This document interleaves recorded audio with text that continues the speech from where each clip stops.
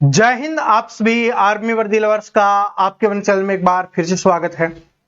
दोस्तों, आज हम आपके आर्मी अग्निवीर के लिए बहुत ही शानदार टॉपिक के इंपॉर्टेंट क्वेश्चंस, इंपॉर्टेंट टाइप्स पढ़ने वाले हैं जो आपके आर्मी अग्निवीर 2026 के एग्जाम के लिए इंपॉर्टेंट होने वाली है। और आज वाली क्लास में जिस चैप्टर के क्वेश्चंस करने वाले हैं वो होने वाला है आपका नंबर सिस्टम, यानी संख्या पद्धति से संबंधित क्वेश्चंस है वो आज वाली क्लास में हम सोल्व कर रहे होंगे। इन क्वेश्चंस को ध्यान से देखना, बड़े प्यार से और ईमानदारी से समझाते हुए आप सभी को चलूंगा ताकि सभी को समझ में आ जाए, किसी को कोई भी प्रॉब्लम ना हो। ठीक है जी। और सभी स्टूडेंट कमेंट करके जरूर बताना कि आप कहां से इस वीडियो को देख रहे हो। ठीक है, चलिए, ताकि हमें भी पता चले कि हमारा जो क्लास है वो कहां से स्टूडेंट देख रहे हैं, कौन कौन से स्टेट तक हम पहुंच चुके हैं, ये भी हमें पता चल जाएगा। पहला क्वेश्चन देखिए, बड़ा शानदार और इंपॉर्टेंट क्वेश्चन है। इस संख्या यहां पर लिखी हुई है 3,29,401 में 9 अंक के स्थानीय मान और जातीय मान के बीच का अंतर ज्ञात कीजिए। देखो, ये वाली जो टाइप है ये आपके एग्जाम्स में कम आती है, लेकिन आती जरूर है। इसमें कभी आपसे स्थानीय मान पूछ लेता है, कभी आपसे जातीय मान पूछ लेता है, कभी स्थानीय मान और जातीय मान का अंतर पूछ लेता है, कभी स्थानीय मान और जातीय मान का जोड़ आपसे पूछ लेता है। अब अगर आपको पता होगा कि स्थानीय मान कैसे निकालते हैं और जातीय मान कैसे निकालते हैं, तो उसके बाद कुछ भी पूछे आप आराम से निकाल सकते हो। जैसे कि इसमें क्या बोला है कि 9 के स्थानीय मान के बारे में बात करनी है और जातीय मान के बीच के अंतर को। तो पहले स्थानीय मान निकालना सीखेंगे, यानी कि आपका जो प्लेस वैल्यू होती है उसको निकालना सीखेंगे। तो जैसे यहां पर आपका 9 लिखा हुआ है, तो 9 हमने यहां पर लिखा और उसके बाद जितने अंक इसके साथ हैं उतनी जीरो हमें यहां पर लगा देनी है। तो ये क्या निकल के आ जाएगा? ये स्थानीय मान निकल के आ जाएगा। ठीक है जी, ये क्या निकल के आ जाएगा? स्थानीय मान। 9 हमने लिखा और उसके बाद जितनी जीरो थी वो हमने लगा दी, तो ये क्या हो गया? स्थानीय मान। जातीय मान अगर हमसे पूछेगा, यानी कि हमारी फेस वैल्यू अगर आपसे पूछेगा, तो फेस वैल्यू क्या होती है? आप आदमी हो, आपकी फेस वैल्यू क्या है? आप खुद हो। तो 9 की फेस वैल्यू क्या हो जाएगी? 9 हो जाएगी। तो ये 9। अंतर पूछा है तो अंतर कर देंगे। देखो, अलग अलग पूछेगा तो अलग अलग निकाल लोगे, अंतर पूछा है तो अंतर निकाल देंगे, जोड़ पूछा होता तो जोड़ निकाल देते। यानी 9000 में 9 माइनस करना है तो 8,991 क्या हो जाएगा? आपका आंसर हो जाएगा 8,991। क्या बात समझ में आ गई? अब आपसे स्थानीय मान, जातीय मान, अंतर, जोड़ कुछ भी पूछेगा आप आराम से निकाल लो। जैसे 9 का पूछा था तो 9 लिखा और उसके बाद 3 जीरो थी, 3 अंक थे तो 3 जीरो लगा दी, तो क्या निकल के आ गया? स्थानीय मान निकल गया। अगर हमसे 2 का पूछा होता तो 2 के बाद 4 अंक है तो हमें क्या लगा देते? 4 जीरो लगा देते। 3 का पूछा होता तो 3 के बाद 5 अंक है तो 3 के बाद हम क्या लगा देते? 5 जीरो हम लगा देते। तो ये हमारा स्थानीय मान निकल के आ जाता। और सेम जो जिस अंक के बारे में बात कर रहा है वही क्या हो जाएगा? उसका जातीय मान हो जाएगा। ऐसे अपने को कर लेना है। एग्जाम में आए तो कर देना, नहीं आए तो कोई बात नहीं। ठीक है जी, लेकिन ये एग्जाम्स में आ जाता है, इसलिए मैंने आपको एक क्वेश्चन से सोल्व करवा दिया। अगला क्वेश्चन देखिए, विभाज्यता वाला आपके एग्जाम्स में फिक्स आएगा ही आएगा। ये आप सभी के लिए बहुत ज्यादा इंपॉर्टेंट है और इसकी मैंने एक स्पेशल क्लास करवा रखी है। उस क्लास का लिंक मैं डिस्क्रिप्शन में डाल दूंगा, उसके बाद आप पूरी की पूरी क्लास को पढ़ लेना।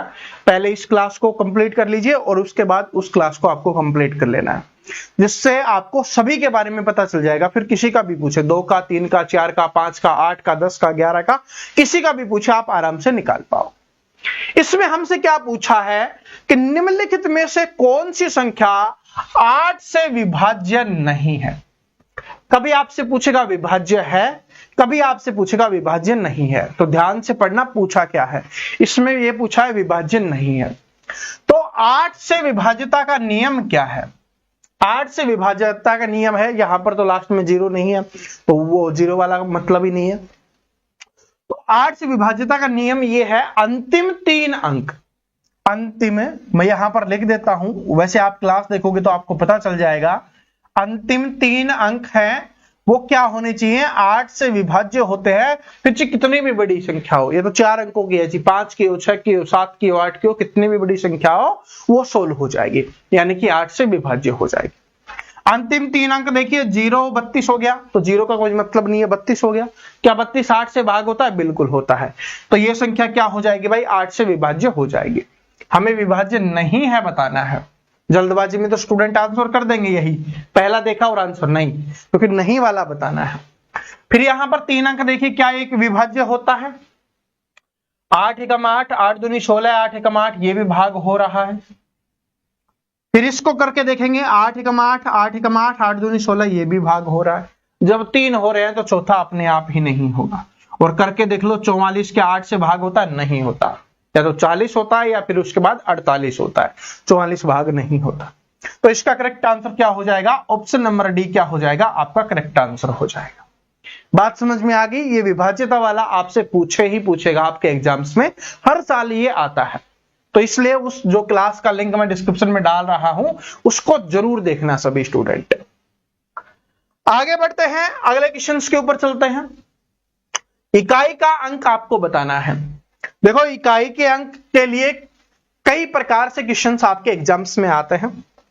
ये सबसे सिंपल वाला क्वेश्चन है, सबसे पहले इसी को देखते हैं। क्या लिखा हुआ है भाई? 813 गुना में है आपका 986, गुना में है आपका 471 और गुना में है आपका 603। हमें यूनिट डिजिट बतानी है, इकाई का अंक बताना है। इकाई का अंक मतलब शुरुआत का जो पहला अंक होता है वो क्या होता है? इकाई का अंक होता है। तो बाकी किसी की कोई गुना हो उससे हमें फर्क नहीं पड़ता, हमें सिर्फ पहला अंक चाहिए। तो पहले पहले अंक का आपस में क्या कर देंगे? हम यहां पर गुना कर देंगे।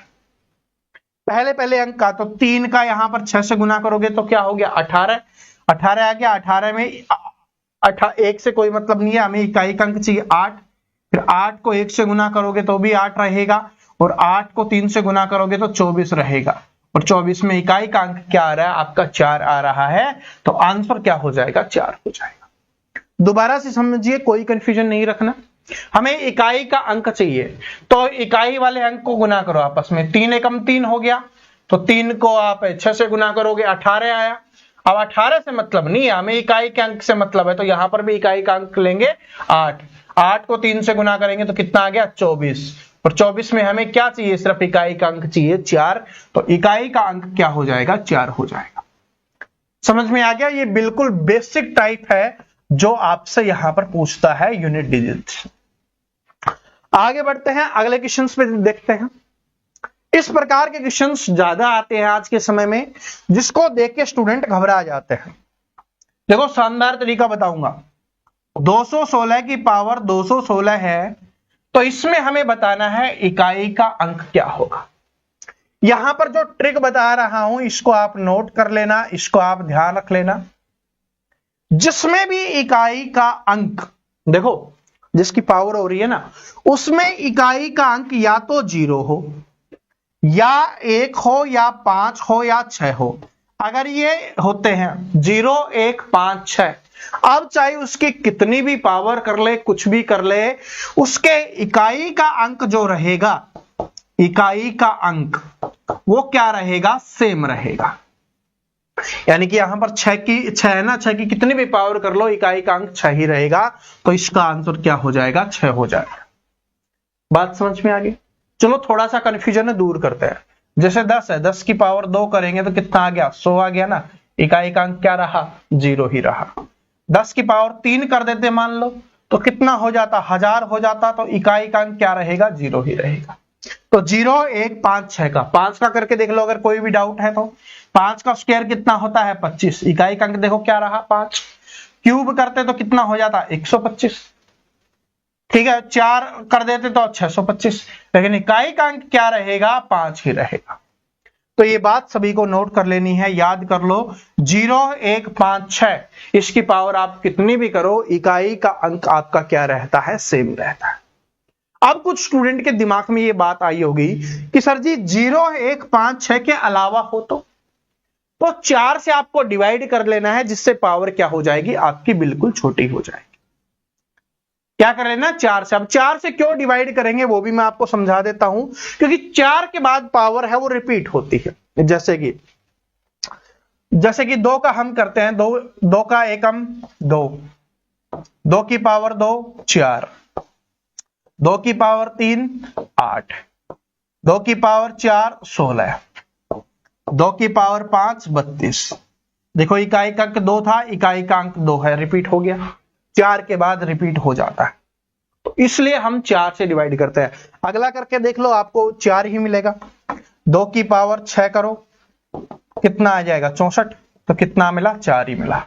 4 के बाद रिपीट होता है, आगे करोगे तो फिर 8 आएगा, फिर 6 आएगा, इसी प्रकार से प्रोसेस चलता रहेगा, और ये सभी में होता है। ठीक है जी, ये सभी में अप्लाई होता है, ये इस वाले में भी आप अप्लाई करके देख सकते हो, सभी में। तो जो भी पावर होगी इसमें तो हमें डिवाइड करने की आवश्यकता नहीं है, ठीक है, क्योंकि हमें ये देख रखा है डिवाइड करने के बाद भी थोड़ी कैलकुलेशन करनी पड़ेगी। इसमें पता है कि भाई इकाई का अंक अगर 0 1 5 6 है तो जो सेम ही रहेगा, कोई बदलाव नहीं होगा। ठीक है, जैसे कि ये क्वेश्चन देखिए, ये वाला क्वेश्चन देखिए, इसमें पावर 2 अलग अलग दी हुई है। क्या लिखा गया है, 257 की पावर यहां पर 45 दी गई है, और गुना में 248 की पावर कितनी दी गई है, यहां पर 73 दी गई है। अब आपको बताना है इकाई का अंक क्या होगा। मैंने आपको क्या बताया कि 4 से डिवाइड कर लो, पावर छोटी हो जाएगी, तो 4 से डिवाइड करेंगे तो 44 पे चला जाएगा, यानी पावर 1 बच जाएगी, तो 7 की पावर 1 क्या रहेगा, इकाई का अंक इधर तो 7 बच जाएगा। उधर अगर आप 4 से डिवाइड करोगे तो 4 एकम 4 और 4 अंठे 32, 1 ही बच गया, तो 8 आ गया, 7 8 कितना हो जाएगा 56, इकाई का अंक क्या हो जाएगा 6 हो जाएगा। ठीक है जी, ठीक है, समझ में आ गया। तो इस प्रकार से अपने को करना है, बड़ी पावर है डिवाइड कर लो। देखो यहां पर 7 और 8 है, अगर 0 होता 1 होता 5 होता 6 होता तो हम डायरेक्ट लिख देते, लिखने की आवश्यकता नहीं है, लेकिन यहां पर नहीं है इसलिए हमने ऐसा किया है। बात समझ रहे हो। अगर मान लो इसमें भी आपका, यहां पर मैं लिख के दिखा देता हूं, इस वाले में भी अगर आपके सामने ऐसा होता कि 214 की पावर 214 है, तब क्या करते, तब क्या करते आप, तो क्योंकि 0 1 5 6 नहीं है, तो इस वाली पावर को 4 से डिवाइड करते, 4 पंजे 20, 1 4 तिया 12 2, यानी 4 की पावर 2, 4 चौके 16, इकाई का अंक क्या आ जाएगा आपका 6 आ जाएगा, इस प्रकार से। ठीक है, समझ में आ गया होगा आप सभी को, कोई डाउट नहीं रहेगा। अब ये वाला क्वेश्चन, इससे पहले ये वाला क्वेश्चन करते हैं ताकि आपको और अच्छे समझ में आएगा। इंपॉर्टेंट टाइप है, बिल्कुल आसान है, क्वेश्चंस देख के मत घबराओ, बिल्कुल आसान है। कि किसी संख्या को 65 से भाग देने पर 31 शेषफल बचता है, तब उसी संख्या को 13 से भाग देने पर कितना शेष बचेगा। जब भी ऐसा क्वेश्चन आपके सामने आए, इससे पहले वाले से आपको कोई मतलब नहीं है। अब जो शेष बच रहा है उसको हमें 13 से डिवाइड करना है, और फिर जो शेष बचेगा वो आपका आंसर। 31 को 13 से भाग कीजिए, तो 31 को अगर 13 से भाग करोगे तो कितना जाएगा, 13 दूनी 26, आगे तो जाएगा नहीं, तो 13 दूनी 26, 31 में से 26 गया तो कितना बच गया, 5 बच गया, तो आपका आंसर क्या हो जाएगा, ये हो जाएगा। देखो इससे कोई मतलब नहीं है, इसको हमें हटा देना है, जो शेष बचता है उसको जो यहां पर दिया हुआ है उससे डिवाइड ही कर देना है। ठीक है, यहां पर कभी कभी तब उसी संख्या को 13 से, इसके स्थान पर लिख देगा कि 2 के वर्ग से, यहां पर लिख देगा 2 के वर्ग से, 2 का वर्ग क्या होता है 4, 4 से डिवाइड कर देना। 2 के घन से, तो 2 का घन कितना होता है, 2 का घन यानी 2 की पावर 3 8 होता है, इससे डिवाइड आपको कर, समझ रहे हो।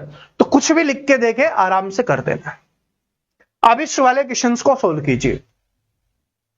अब देखिए क्या है कि एक संख्या को 645 से विभाजित करने पर 40 शेषफल रहता है, इसी संख्या को 43 से विभाजित करने पर शेषफल क्या होगा।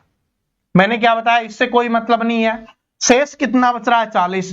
अब 40 को 43 से भाग करो, जब 40 को 43 से भाग करोगे भाग नहीं जा रहा, तो इसका मतलब क्या हो जाएगा, 40 ही क्या हो जाएगा आपका शेष बच जाएगा।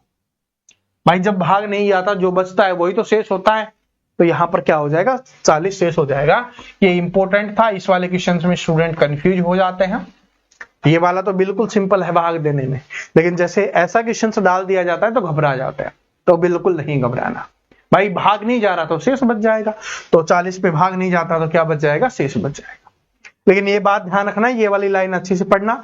यहाँ पर ये ऐसे नहीं कि डायरेक्ट भाग दे दो, यहाँ पर पढ़ना लिखा क्या है, यहाँ पर लिखा है तब उसी संख्या को 13 से भाग देने पर। अगर यहाँ पर लिखा होता कि 13 के 2 गुने से भाग देने पर, तो 26 से आपको भाग देना है, ठीक है जी। 13 के 3 गुने से भाग देने पर, या 2 का क्यूब, 3 का स्क्वायर, कुछ भी लिख के दे, उसको आपको ध्यान से देखना है, ताकि आप कोई भी मिस्टेक, कोई भी गलती ना करें, ठीक है। तो अब आप एग्जाम में आराम से कर लोगे, जब आपके एग्जाम्स में दिखाई देगा। चलो आगे बढ़ते अगले क्वेश्चन के ऊपर चलते हैं कि 1 से 19 तक कितनी भाज्य संख्याएं हैं। देखो, भाज्य अभाज्य संख्या सभी को पता होगा। अभाज्य संख्या वो होती है जिसके ऊपर स्वयं का और 1 का भाग जाता है, उसको हम क्या बोलते हैं, अभाज्य संख्या बोलते हैं। और भाज्य संख्या क्या होती है, जिसमें 1 का भी भाग जाए, स्वयं का भी भाग जाए, किसी दूसरी और संख्या का भी भाग जाए, वो संख्या क्या होती है, भाज्य संख्या। तो 1 से 19 तक कितनी भाज्य संख्याएं हैं, या तो अभाज्य संख्या करके वो माइनस कर लो, अगर आपको अभाज्य संख्या पता है। तो अभाज्य संख्या क्या है, 1, 2, 3, 5, 7, 11, 13, 17 और 19। ये संख्याएं क्या हो जाएंगी, ये आप सभी की क्या हो जाएंगी, अभाज्य संख्याएं हो जाएंगी। क्या हो जाएंगे भाई, 19 तक की अभाज्य संख्याएं हो जाएंगी। तो कितनी होगी अभाज्य संख्या, 1, 2, 3, 4, 5, 6, 7, 8, 9। टोटल कितनी संख्याएं हैं, 19। 19 में से 9 संख्याएं कौन सी होगी, अभाज्य संख्या हो गई, तो बाकी की बची हुई 10 क्या हो जाएंगी, भाज्य संख्याएं हो जाएंगी, ठीक है जी।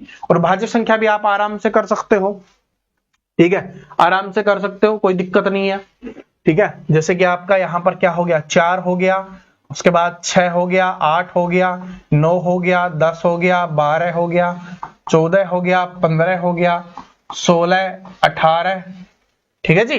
तो कितनी हो गई, 4, 4, 8 और 2, 10।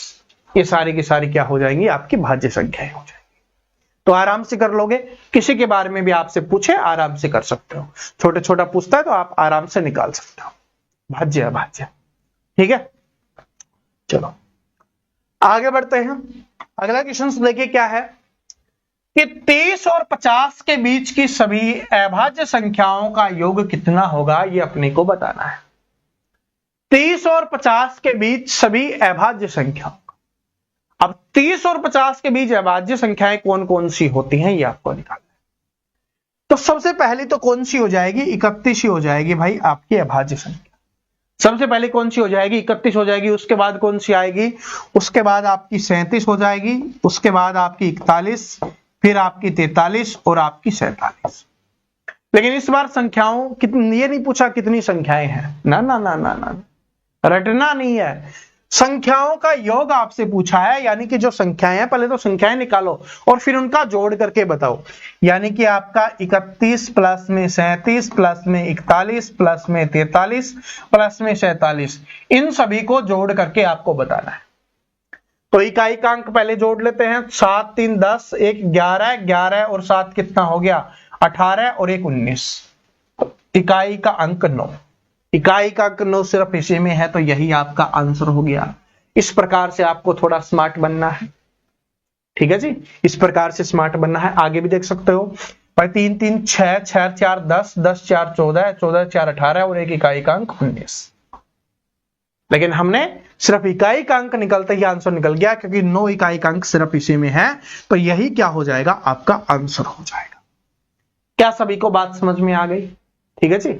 और इससे पहले मैं नंबर सिस्टम की एक क्लास पहले आपकी करवा चुका हूं, उस क्लास का लिंक मैं डिस्क्रिप्शन में डाल दूंगा, उस क्लास को जरूर देख लेना, ठीक है जी। उसमें बहुत इंपॉर्टेंट क्वेश्चंस मैंने करवा रखे हैं, फिर नंबर सिस्टम में आपका कोई भी क्वेश्चंस है वो गलत नहीं होगा, ठीक है।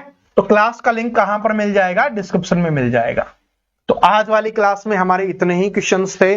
और भाई जिन स्टूडेंट को जीके में, साइंस में, स्टैटिक जीके में प्रॉब्लम आ रही है, ये अपना जो कॉम्बो था वो आप सभी के लिए मैंने बिल्कुल फ्री कर रखा है, तो आप अपने ऐप पे जाकर है ये पढ़ सकते हो, ठीक है। ऐप का लिंक डिस्क्रिप्शन में मिल जाएगा, लेकिन ये हिंदी भाषा में है, सिर्फ इंग्लिश वाले स्टूडेंट से माफी चाहूंगा भाई, हिंदी भाषा में बिल्कुल फ्री मैंने कर दिया है, क्योंकि आप सभी का सिलेक्शन बहुत ज्यादा जरूरी है। तो साइंस पढ़ो, वहां पर स्टैटिक जीके पढ़ो, आप हिस्ट्री, पॉलिटी, ज्योग्राफी, इकोनॉमिक्स जो भी आपको पढ़ना है वो भी नोट्स के रूप में भी मिलेगा। यहाँ पर ये आप सभी के लिए नोट्स भी अवेलेबल है, प्लस में जीके की क्लासेज भी अवेलेबल है। ठीक है जी, हमारे जो बेस्ट टीचर हैं उनकी क्लास आपके लिए भी बिल्कुल फ्री में अवेलेबल है अपने ऐप के ऊपर। ऐप का लिंक डिस्क्रिप्शन में मिल जाएगा। और जो बाकी ये जो क्लास है, जो दोनों क्लासेस मैंने आपको बताई है, एक विभाजिता वाला नियम वाला, वो वाली क्लास जरूर देख लेना। और इसके अलावा नंबर सिस्टम की एक दूसरी क्लास है जो आप तक देख ली होगी वैसे तो आपने, और फिर भी अगर नहीं देखी है तो उसको भी जरूर देख लेना, उसका लिंक भी डिस्क्रिप्शन में मिल जाएगा। ठीक है, आज वाली क्लास कैसी लगी, क्वेश्चन समझ आए या नहीं आए, क्वेश्चंस कैसे लगे, सब कुछ कमेंट करके बता देना। मिलते हैं फिर कल। जय हिंद।